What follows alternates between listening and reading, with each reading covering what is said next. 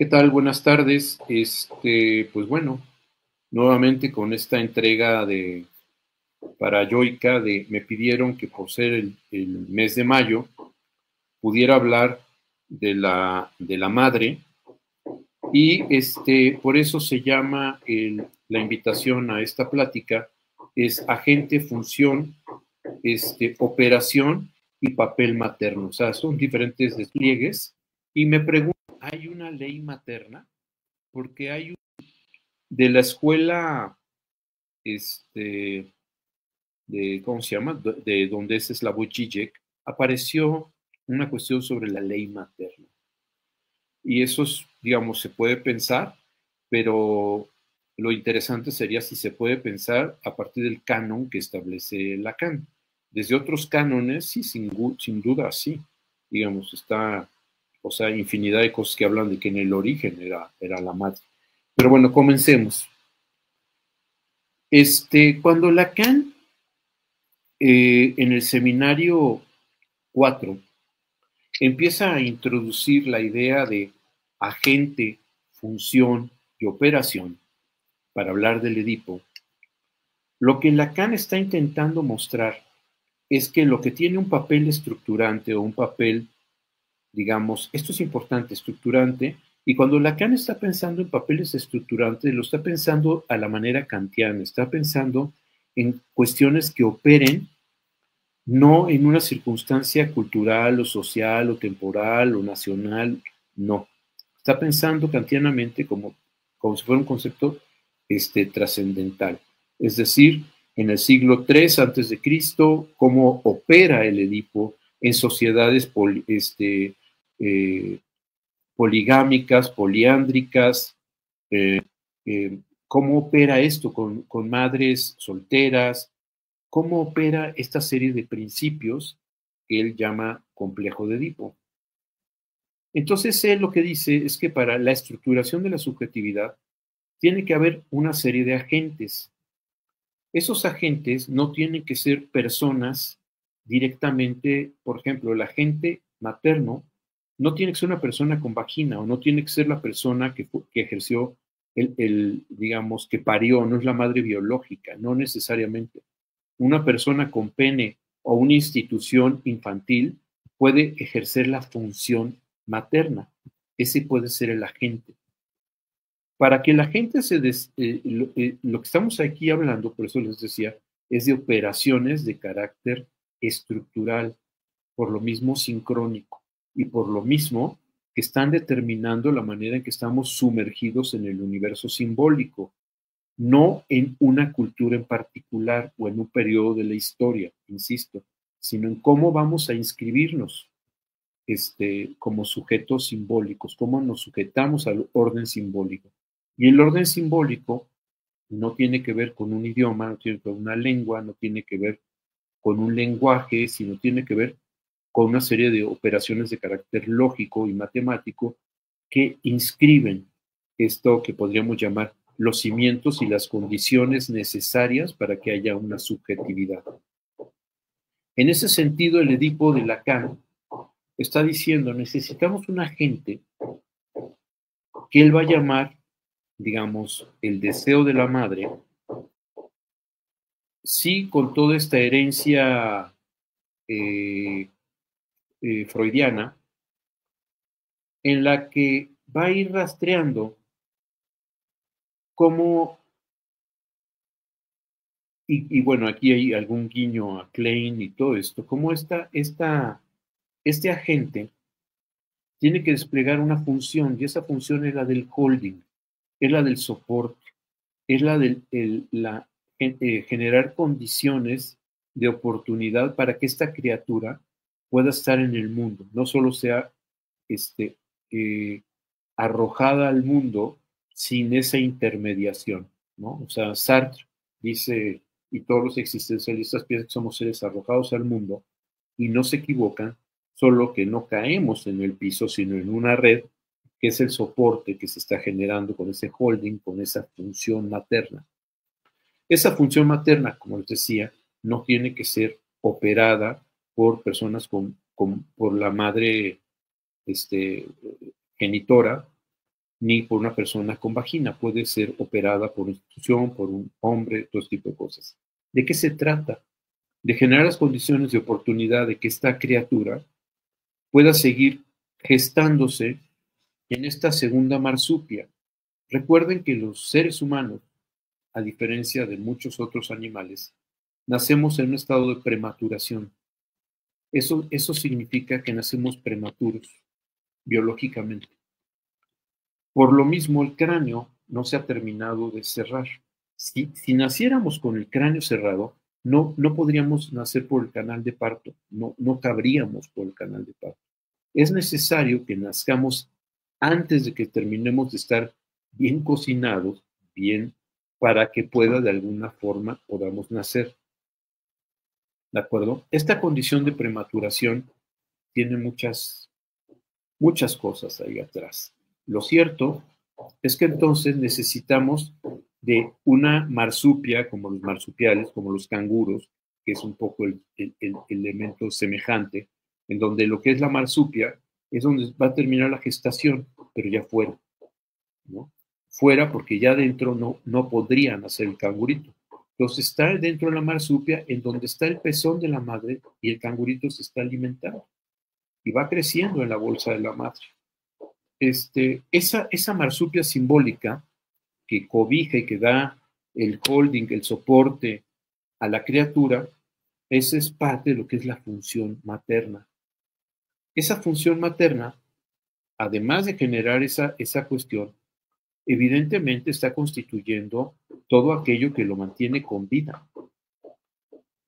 Y si vamos también con vida, en el sentido biológico, pero con vida también en sentido afectivo, ¿no?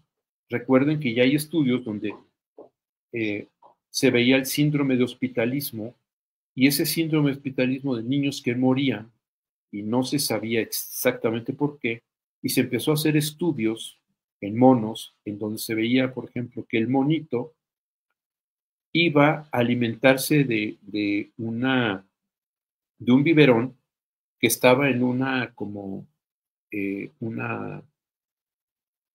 es que diría como una mona, pero no se le ven los ojos como de botón y de alambre quieta.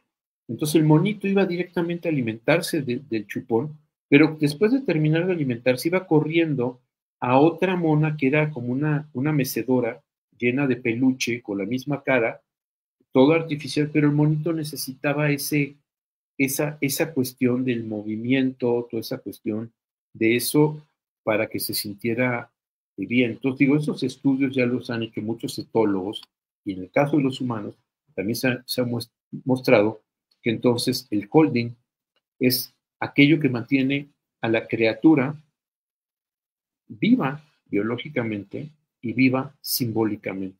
Es decir, que hay un deseo de quien está ejerciendo el holding, la enfermera, el padrastro, el padre, la madre, quien lo esté ejerciendo, en donde esté transmitiendo ese afecto. Freud fue muy claro al enseñarnos que ese afecto afecta, y ese afecto que afecta genera una afección. Es tan importante esto que estamos hablando en este momento, que por ejemplo cuando todos los animales que han encontrado, que han sido rescatados o cuidados desde pequeños, animales salvajes, si estuvieron en presencia de humanos, es difícil que se vuelvan a reinsertar en su hábitat y con digamos, con los miembros de su especie. Entonces los hombres tienen que ocultarse y generar condiciones para que este aspecto del simbólico que está en el afecto, no solo en las palabras, el afecto que afecta es una operación esencialmente simbólica. Entonces, y desde luego, tiene que ver con la lengua y la manera en que se permite esa afectación de la criatura, ¿no? Entonces, esa es parte de la función materna. Por lo tanto, estamos hablando de la sobrevivencia física y simbólica de la criatura. En esa función, la idea, como la propone Lacan, es que requiere de un agente. Si la criatura es un agente, la función materna, quien ejerce la función es el otro agente, se requiere de otro agente que ejerza la función de separación, de corte. ¿Por qué? Estamos hablando, ojo, estamos hablando a nivel de estructuración, estamos hablando de operaciones que se dan en diferentes culturas, en diferentes periodos, y que se dan en sociedades poligámicas, poliándricas, o sea, monoparentales, familias reconstruidas, eso no importa, o sea, esa es la forma, no el fondo. Estamos hablando del fondo. En ese fondo, lo que estamos viendo es que esta idea de este holding, de este soporte, de esta relación de sobrevivencia de la criatura, que es la función materna, eso va a representar para la criatura lo mismo. ¿De acuerdo? Lo que propone Lévi-Strauss es que lo que él observa en todas las sociedades y en todos los pueblos, en las estructuras elementales del parentesco, es que hay un operador, un principio, que él llama la ley universal de prohibición del incesto. La ley universal de prohibición del incesto también es un asunto de carácter lógico. Cuando Lévi-Strauss está escribiendo todo esto, lo hace de la mano de lógicos y matemáticos. Está hablando sobre esos principios elementales que van a ser la condición de posibilidad para albergar una subjetividad. Todavía no hay propiamente una subjetividad. Es la condición de posibilidad para que esto ocurra.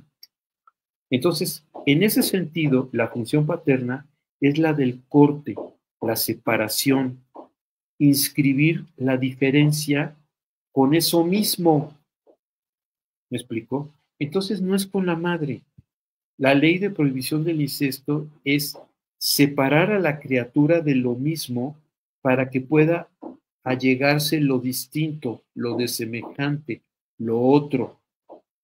Esa función representa la más profunda alteridad, alteridad desde la perspectiva de lo mismo. ¿De acuerdo? Eso es importante. Entonces, la función paterna va a ser el corte, por eso le llama la condición de inscribir la ley universal de prohibición al incesto, no a lo mismo. La criatura tendrá que, aunque se sienta cómoda, confortada, bien ahí, no podrá estar ahí porque si está ahí, seguirá siendo un apéndice de lo mismo, seguirá siendo una prótesis, seguirá estando vinculado con eso mismo. La condición del corte, de la separación de no a lo mismo, hace que haya la separación y entonces pueda estar buscando otra cosa. Ahí es donde Lacan propone el cuarto elemento de su complejo de Edipo, que es el falo. Aquí el falo, entendido como lo hace Lacan, lo hace en el sentido de que si la madre, el agente que está cumpliendo la función materna, se siente de alguna forma totalmente integrada, completa con su criatura, es decir, que no va a permitir el acceso de una función paterna para que haya un corte, lo que dice Lacan es que entonces, a nivel simbólico, esa criatura no tendrá la posibilidad de acceder al mundo como un otro, sino será como mismo. Y en esa mismidad es que se establece propiamente lo que él llama la forclusión del significante nombre del Padre, es decir, la castración, la separación. Se forcluye eso y entonces queda atrapado de alguna forma en esa relación, eh, digamos, arcaica con la madre, con la función, ya quedó claro que no es necesariamente la genitora, sino quien ejerza la función, y quedará entonces en este sentido, no, su subjetividad, cuando vaya construyendo subjetividad, no podrá contar con el operador que tiene que ver con la diferencia. ¿no? Porque quedó de alguna forma obturado, impedido, forcluido, dice Lacan, ¿no? Ese operador. Entonces, pero aquí hay una paradoja. La condición de posibilidad de que opere la función paterna es que haya un deseo de la madre, por eso les decía, de algo más que la criatura. Ese algo más es precisamente lo que Lacan llamará metáfora paterna, porque tiene que tener, ese algo más tiene que tener suficiente peso e importancia para la criatura para que pueda generar, no me gusta la palabra, pero auténticamente ese corte, esa separación. Y entonces, ¿qué sucede? Que la criatura queda totalmente en el mundo sin tener referencias. No. Ahí es donde aparece el cuarto elemento del complejo de Edipo-Lacan, el falo. El falo es aquello que representa todo lo que tiene, vamos a ponerlo así, valor para la madre. Es un principio de valor. Y entonces, eso va a ser precisamente lo que va a ser el norte de la criatura, lo que va a estar en el norte de su brújula, en la construcción de su subjetividad. Tratar de identificarse con eso, ser eso, apropiarse de eso. O sea, es un camino en donde el falo va a ser lo que va a tratar la criatura de dirigirse hacia eso, integrándolo, tratando de serlo. O sea, hay muchas apuestas en ese sentido. Lo relevante es en la neurosis, es que eso será siempre imposible y siempre quedará ahí como idealizado la idea de yo ideal es ser ese falo para que mamá esté contenta, o sea, para que no haya operado un deseo otro que permitió la operación de la función paterna, ¿de acuerdo? Que es ¿qué es lo que, y cuál es y qué es lo que hace la función paterna? La función paterna lo que hace es la inscripción, y aquí es importante que lo vean otra vez, como estamos diciendo, a nivel de estructuración, ¿no? Del significante en nombre del Padre. El significante en nombre del Padre, Lacan lo propone significante en nombre del Padre, como esa diferencia, ese corte. Entonces, si ese significante, diferencia en nombre del Padre, corte, no opera bien en el sentido que fue forcluido, tendremos una psicosis. Si opera de alguna forma eso, tendremos una neurosis. Y si esa operación, la criatura va a intentar renegarla, va a tratar de desconocerla, propone Lacan que se va a tener una perversión. Entonces estamos hablando de estructuras normativas.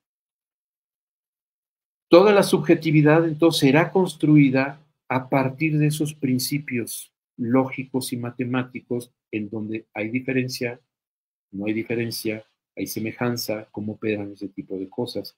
Y donde en este nivel entonces el agente que ocupa la función materna es la condición de posibilidad de todo. ¿De acuerdo? Entonces, en este sentido, no podemos pensar en una ley materna, porque la ley implica que haya un más allá. La ley materna es el capricho, es el deseo. Y quiero decirles que no está mal, está bien, qué bueno que haya eso. El tema es que tiene que operar la ley, para decirlo así, de la función paterna, que corte con el capricho y que haya una ley que va a ir más allá del capricho, de esta cuestión en donde un regulador, en donde la criatura pueda de alguna forma entender que él está atravesado por esa ley, porque si no, está esta parte donde como no hay una posibilidad de que pueda estar en el mundo más que atormentado porque lo quiere todo y no puede regularlo. Esos cortes, esas delimitaciones, es lo que nos permite estar en el mundo. ¿De acuerdo? Entonces, eso es precisamente lo que inscribe la ley. ¿De acuerdo? En ese sentido, la ley, nada más para que no se vayan con la finta, volvemos a las operaciones de carácter lógico. Es una ley, pero no ley como la ley de prohibición del incesto. No, recuerda que la ley de prohibición del incesto no es una constitución, ¿no? Sino es un operador, un principio, como la ley de gravedad, ¿no? No está en ninguna constitución, ley de la gravedad. Los objetos aquí firmantes caerán, no. Están hablando de principios de operación que norman una serie de fenómenos, en este caso la gravedad. Lo mismo sucede con esto que estamos hablando de la ley que tiene que ver con la inscripción de la función paterna, y que entonces tiene que ver con una ley que corta, que opera, que permite la inscripción de la delimitación. No se puede ser o estar en el mundo si no se delimita el espacio y el tiempo, esas comarcas en donde estamos apropiándonos de nuestra existencia. Si eso es un caudal sin delimitaciones, no hay manera de poder apropiarnos de eso. Necesitamos de esas leyes que nos puedan ayudar a gobernar esos principios, ¿de acuerdo? Entonces, esto nada más porque después he escuchado cuando hablan de este clase de ley como si fuera algo legal, y no. Estamos hablando como ley matemática, ley en la física, ley en ese sentido, porque es lo que está construyendo la normatividad de una serie de principios. Y en ese sentido, diríamos, a nivel estructural, esas son las condiciones que son necesarias para empezar a dar cuenta de cómo se va a generar los cimientos para albergar una subjetividad. Agente, función y operación, ¿no? Materno. Ahora bien, aquí ya acabó el asunto para nosotros psicoanalistas de lo que es las operaciones, los principios de lo que es una madre, independientemente de si es la genitora o no, ¿no? O sea, el papel de una madre lo puede tomar, insisto, una enfermera, o sea, o el tío, o la tía, o la abuela, o sea, no importa, no entra a ser la genitora. Pero lo que sí es esto que estamos hablando, del amor, el deseo, todo ese tipo de cosas. Y entonces la criatura, y esto es muy importante, o sea, hay una parte donde se dice que los hijos son los síntomas de los padres, y sí, no solo, pero sí, es verdad. No solo eso, y también hay un operador de parte de los hijos en donde aún, digamos, un conjunto de hermanos se colocan de diferente forma en la relación con sus padres. Entonces, no es un sentido normativo, tajante, que genere la imposibilidad de la elección de las criaturas de cómo se van a ir colocando en la experiencia de su ser en el mundo, ¿no? Va a ir variando. Y aquí es donde es muy importante, y aquí tomo un concepto que utiliza Lacan para hablar de topología, que es cuando habla que las superficies topológicas están sumergidas, dice Lacan, están sumergidas en una dimensión, ¿no? Tercera dimensión, cuarta dimensión. Entonces aquí, antes de pensar en eso, sí pensaría, como lo propone Lacan, dit mención, como si fuera toda la parte de lo que se requiere para hacer una obra de teatro, toda la serie de elementos que están ahí para hacer una representación, toda la utilería, todo lo que está para poder ser utilizado en ese sentido. Y entonces, todos hemos estado sumergidos en esa serie de circunstancias, y eso es la subjetividad de la madre, principalmente, y del padre, sin duda también. Pero principalmente cuando hablamos de lengua materna, no es equivocado porque la presencia de ese, digamos, de la persona que esté representando ese papel como agente, va a tener un impacto muy fuerte en la criatura, ¿no? Su subjetividad va a estar totalmente construida a partir de los parámetros. Si la mamá se sorprende con algo, el niño a eso de que la madre se sorprende, le estará dando un peso y una importancia significativa y donde su mamá se sienta cómoda y tranquila, no. Y esta parte donde se heredan fobias, sí, en la medida en que están viendo cómo la madre o el padre reaccionan con los perros o reaccionan con cosas, y entonces el universo simbólico de los hijos está totalmente sumergido en toda esa serie de circunstancias, y entonces su realidad va a estar necesariamente generada a partir de esa subjetividad de los padres y especialmente de la madre, ¿no? Pensando que el agente protagónico, en nuestro proyecto civilizatorio, el agente más importante en todo esto es la genitora, si es la que está en ese papel. No solo ella, hay otros elementos que participan, la tía, la abuela, la cuidadora, etcétera, ¿no? Que pueden estar participando para de alguna forma darle mucho más dignidad y poder a esta condición de agente en el sentido de lo que va a ser la manera en que se va a sumergir la criatura en el universo simbólico. No sé si ustedes han visto en YouTube que aparece un norteamericano que está manejando en un coche, y está su hija, ambos son de color, y está el papá está mirando a la hija con una cara de sorpresa, y la hija está cantando en español y está cantando a Selene. Y lo está cantando, pero metiéndole pasión y metiéndole ganas y todo. Y entonces aparece como esto sucede cuando la persona que lo cuida es una mexicana, dice el esto. Y es verdad. O sea, la niña está cantando en español a Selene y cantándola con pasión y se mueve y todo eso, como seguramente veía a la cuidadora hacerlo, ¿no? Porque, porque estamos tomando matrices de operaciones de correcto, incorrecto, próximo, distante, bueno, malo, incorrecto, correcto, toda esa serie de principios los estamos tomando de esa manera que estamos sumergidos en esa serie de contextos que son la subjetividad, especialmente de la madre, de aquello que está sosteniendo esta función, ¿no? De maternado.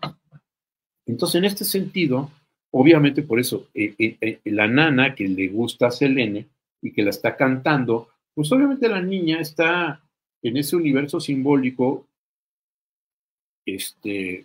tomándola con ese peso y esa importancia, ¿no? Quizás si la no estuviera esta cuidadora, sino la madre, pues estaría alguna cantante que pudiera de alguna forma tener una relación con el padre y que le fuera mucho más próxima al padre y que fuera mucho más próxima al ethos, al ambiente familiar y cultural de aquellos, ¿no? De la pareja. Pero en este caso no es así. Y así es como se construyen las cosas, con las cosas que ve la madre, las telenovelas, las películas, cómo se viste, las formas en que habla. Pero las formas que habla es el lenguaje, es la estructura. Recuerden que el lenguaje es la estructura, ¿no? Normativa, ¿no? Pero lo que eso está subsumido, para decirlo de alguna forma, en la forma que ella habla, ¿no? Las voces, las formas dialectales que toma, digamos, pensemos en el español que se puede hablar en diferentes partes del mundo y en cada uno de ellos nosotros podemos reconocer, digamos así groseramente, si es mexicano, si es colombiano, si es argentino, si es español. Pero un español puede darse cuenta si es catalán, si es madrileño, si es andaluz, si es gallego. ¿Me explico? Ya está oyendo otras cosas en los matices. Y esos matices entran también en operación para constituir lo que va a ser la subjetividad de los niños, porque es la lengua materna va a construir esta subjetividad materna, que va a ser el ethos en donde la criatura se va a estar construyendo su realidad, ¿no? Lo que va a ser, como insisto, o sea, los parámetros que va a ir normando en este sentido. Entonces, para decirlo de otra manera, regresando a lo que planteé originalmente, al haber nacido nosotros en un estado de prematuración, la gestación, digamos, biológica y simbólica continúa.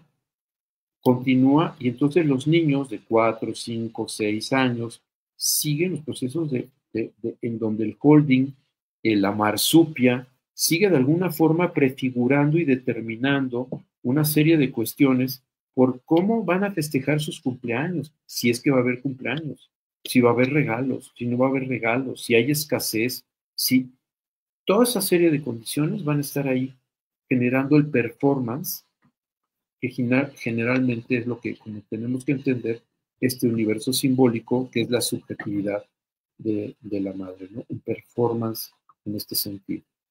Déjenme ver aquí porque se me olvidó el chat.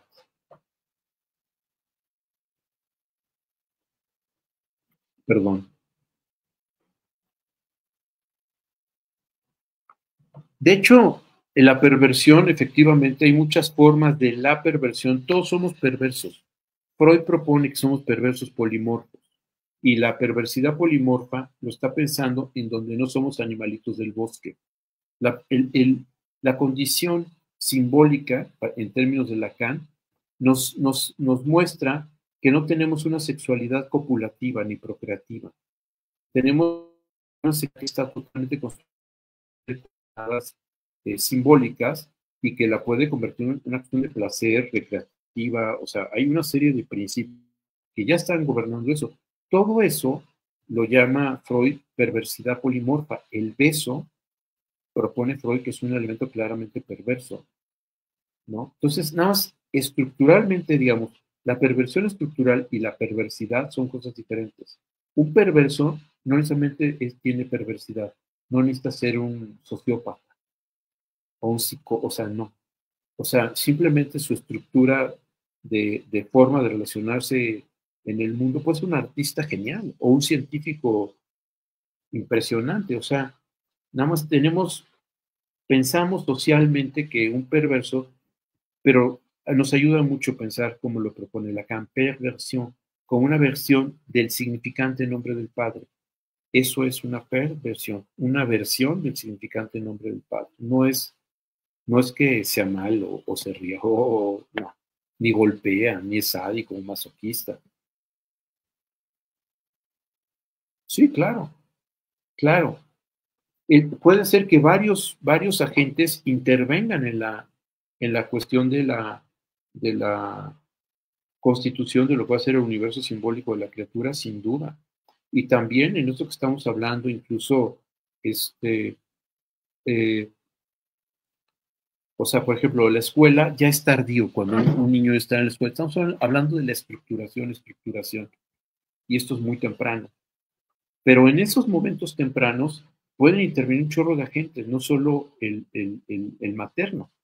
Digamos, vamos a pensar en una familia como, como se dibuja, ¿no? Papá, mamá, y ahí el padre puede ser el que tenga la función materna, el que esté inscribiendo toda esta serie de cosas, el que esté cuidando de todo, o sea, no tiene que ser solamente. Yo trabajé hace muchos años en un caso que quien tenía la función materna era el hermano mayor de un chiquillo, ¿no? O sea, la mamá verdaderamente no tenía ningún peso, ninguna importancia ahí en esa cuestión, y quien se encargó de sacarlo adelante de biberones, de todo ese tipo de cosas, cambiar el pañal, todo eso fue el hermano mayor. Entonces, sí, o sea, la gente no tiene que ser. Por eso es importante, esto es muy importante, porque de repente tenemos muy pensado como que asociado, como que la familia, ponemos a la mamá con pechos y vagina, al papá con pene, al hijo, al perro, a la chimenea, y no, estamos hablando de agentes, funciones y operaciones, una institución donde se se recogen a niños que no han sido deseados, puede generar las condiciones de que haya un agente materno, que haya un agente paterno y que haya una función. Todo eso lo puede hacer un lugar de adopciones, de ese tipo, o sea, un hospicio puede hacer ese tipo de cosas, no necesariamente no. La infancia es destino, sí y no. O sea, sí en la estructuración del conjunto de oportunidades y posibilidades que se van abriendo, ¿no? Eso hace, por ejemplo, eso hace que necesariamente eso vaya a determinar de una manera única, no. Pero es una fuerza que aparece, sí. ¿Se puede estar contra esa fuerza? Sí. Pero se está contra esa fuerza, porque existe esa fuerza, ¿no? Por ejemplo, vamos a pensar en un chiquillo con grandes talentos musicales que nace, pero con enormes talentos musicales, toda una serie de cosas, y nace en África. Y vamos a pensar que hay otro niño que nace con menos talentos musicales, pero que nace en Berlín, en Alemania.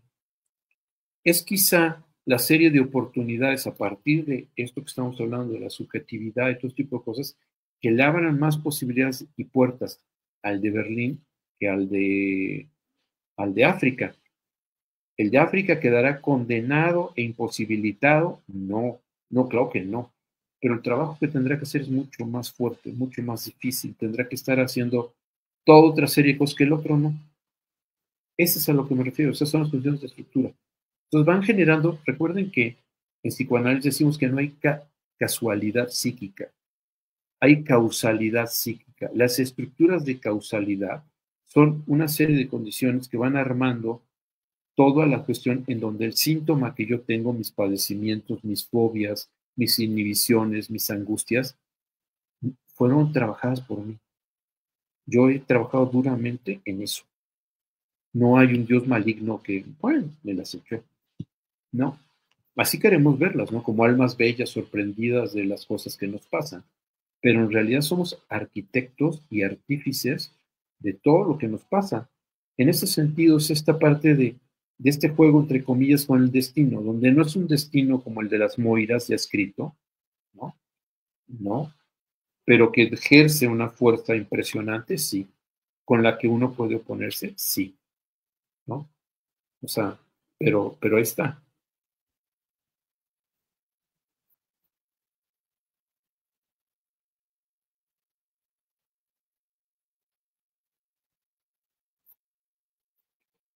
Mira, es importante que sepas, no existe etapa oral.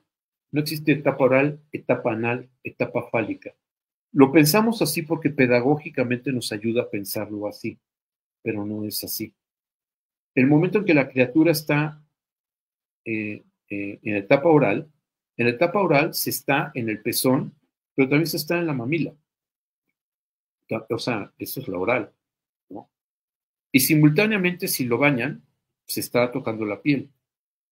Y si la madre canta o el padre canta o oye música y no sé qué, están una serie de condiciones auditivas que están ahí.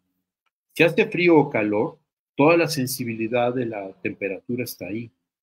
Si se le está dando el leche del pezón, eso tiene un aroma. Si se le está dando leche de fórmula, tiene otro aroma. Entonces, los aromas, el gusto, lo que se oye, la piel, todo este tipo de cosas son puertos erógenos, como lo es la boca, lo oral. Entonces, la oralidad es importante, sin duda, pero no está vinculado necesariamente al pezón. Está vinculado a que es un puerto erógeno, privilegiado en ese momento porque todavía no tiene la vista, ¿no? Privilegiado porque el aroma, pues es lo que guía a la criatura al pezón, pero estas cosas están apenas operando, lo mismo que el tacto, o sea, cuando lo bañan, lo limpian, todo tipo de cosas, ¿no? ¿No? Eso. Aquí aparece algo que me parece, tengan cuidado, porque aparece una cosa que dice Carombi dice, me gustaría hacer una donación de 750,000 euros a una persona seria. Escriban a mi WhatsApp, no lo hagan. Claramente no es una persona seria esta persona. ¿De acuerdo? Tengan cuidado. Entonces, ¿de qué estamos hablando en este sentido? Del conjunto de operaciones y los momentos en que se va dando. Entonces, la depresión postparto es que saben qué pasa, también es muy importante. Se ha fabricado tantas historias sobre el maternaje, la maternidad, como si el dar a luz convirtiera a las mujeres que dan a luz en madres y eso fuera muy próximo a Disneylandia, algo maravilloso y entonces como si una condición ontologizable, ser madre fuera iluminado. Y ojo, no es lo mismo querer ser madre que querer tener un hijo, son cosas diferentes, ¿no? Una persona puede querer tener un hijo y no tener el deseo de ser madre, ¿no? Como yo puedo querer tener un perrito y no tengo deseos de cuidarlo. O sea, puede existir esas cosas. Entonces, son cosas que son importantes de ser diferenciadas. No todas las personas que desean tener un hijo desean ser madres. No todas las mujeres que desean tener un hijo desean ser madres. ¿De acuerdo?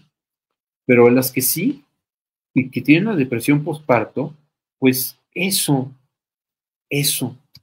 ¿no? O sea, no aparece eso y de repente están dando a luz una criatura. Freud se preguntaba seriamente por qué una mujer quiere dar a luz, se va a convertir en esclava. Hay un ser humano que dice, yo quiero acabar con mi libertad y quiero convertirme en alguien que va a estar al servicio de una criatura. Y Freud se le pregunta decir, ¿por qué?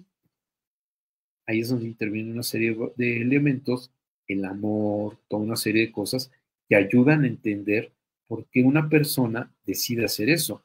Pero lo cierto es que sí puede venir una depresión postparto porque de repente aparece que da a luz una criatura que está llorando, que necesita y que llora frecuentemente y que pues, no hay un manual de instrucciones de qué cosa es el soporte materno. Habrá la tía, las enfermeras, aquellos que le puedan ayudar a resolver el problema, que le den información, pero sin duda el desvelo y todo eso que viene acompañado de esos momentos de los primeros meses donde la madre está con la criatura, híjoles, no es un asunto pequeño, ¿no? Es un asunto muy grande del que sabemos muy poco, ¿no? Como que lo damos así como sabido, como si las mamás nada más por eso ya tendrían que ser felices y no. O sea, es terrible. Es un enfrentamiento terrible. O sea, imagínense perder el sueño, estar como autómatas.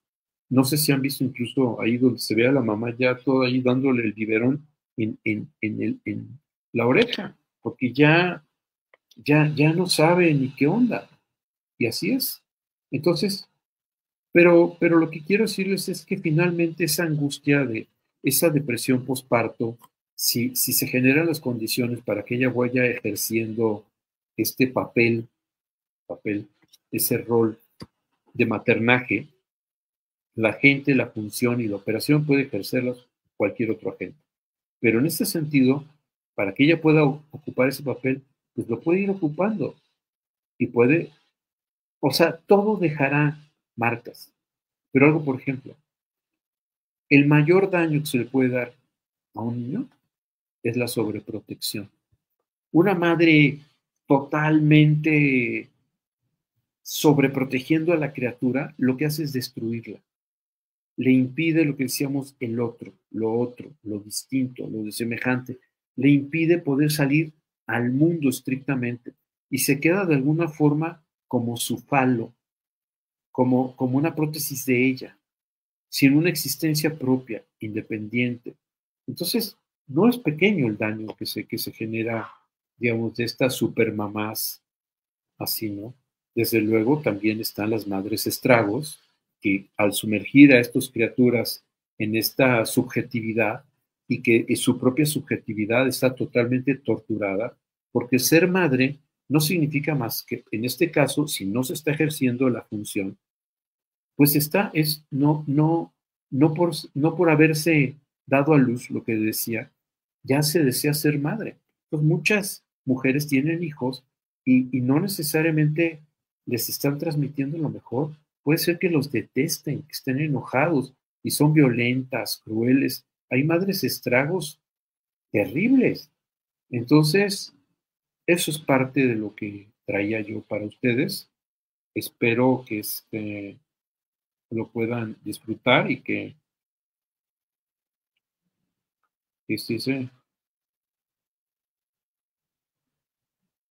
esta parte de que Freud sí tenía esta idea de que de alguna forma había esta idea de tú no tienes pene, pero podrás tener un hijo. Entonces, algo del orden de la completud se te jugará cuando tengas una criatura. Si eso sucede, va a destruir a la criatura. Porque precisamente el asunto, y esto es lo paradójico, esto es lo que decía Frida Sal, que esa es la segunda castración, porque dice, una vez que ya tienes a tu hijo, que dice, ya tienes tu falo, tienes que renunciar a él, y ahora tú.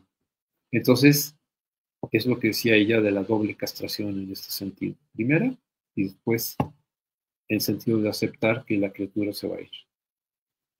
Y bueno, pues comenzaba un poco tarde, pero felizmente cumplí con los temas que quería comunicarles en este mes de mayo, en donde Yoika me dice que quería que habláramos de las madres. Y bueno, espero que haya tenido un panorama suficiente amplio como para generar elementos para que usted pueda seguir leyendo, investigando, preguntándose, que eso es todo. Pues bueno, muchas gracias.